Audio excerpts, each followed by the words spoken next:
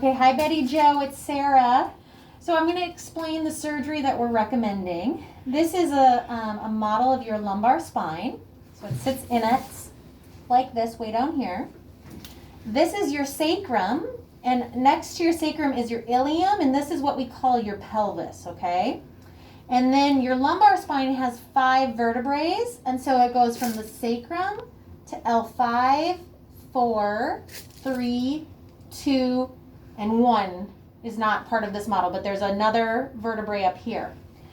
So the surgery we're recommending is in 2 parts. The first surgery, we would be coming through the front underneath your belly button.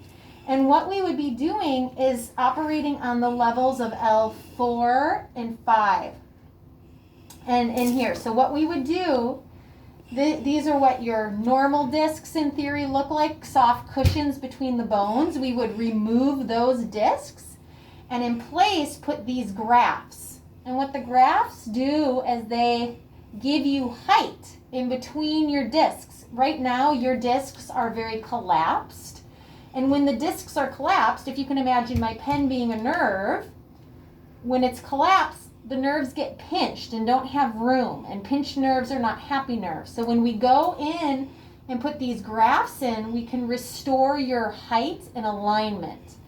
So you would be having essentially what these look like, those grafts in, and then that incision would be closed with glue, and that same day of surgery, we would then position you on your side, and then we would access from L4 up to L2. So we would be doing the L4 3, 3 4.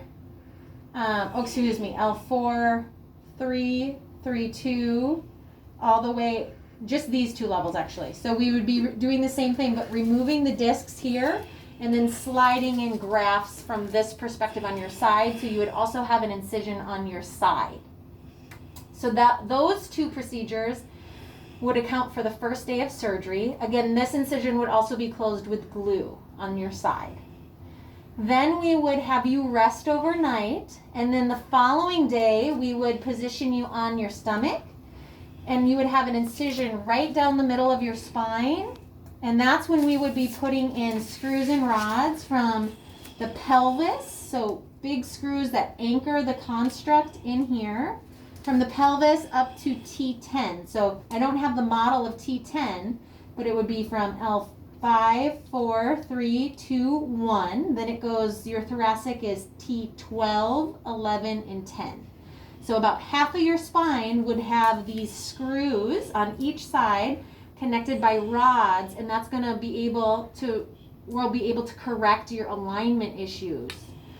And so that's what would be happening on the posterior or the back side, and that would be day 2 of surgery. That will be a big long incision closed with staples. Okay. Okay. And how long is the recovery? The recovery, so we would expect you to be in the hospital maybe for 7 to 10 days. I say that loosely because sometimes it's longer or shorter, just depending on how you do. The first 6 weeks of this surgery can be very difficult. So most people wouldn't choose to redo the first 6 weeks again. Dr. Sethi says you won't like him for the first 6 weeks because it's a very big surgery to recover from. I generally tell people the first 6 months is even a substantial recovery time. So the first 6 weeks, we kind of try to get you turn a corner, and then around 6 weeks, we have you start doing physical therapy and start rehabbing your strength and getting more endurance back. But really, I tell people this surgery takes about a year to get to where you're gonna, eventually be. Even 12 to 18 months sometimes for nerves to sort of regenerate and quiet down. So it is a big recovery process. And we do want you for that first about 4 to 6 weeks to have a caregiver available. And so we would recommend when you have surgery that somebody be here with you. And they may not need to be here the whole time of your hospitalization, but I definitely think they should be there when you get discharged so that they're also a second set of ears to understand how they can support you going home. And when the nurses do the education visit, it's good to have that caregiver present for that class so that they know how to be prepared to support you during this. Okay. Okay? Okay, thank you. You're welcome.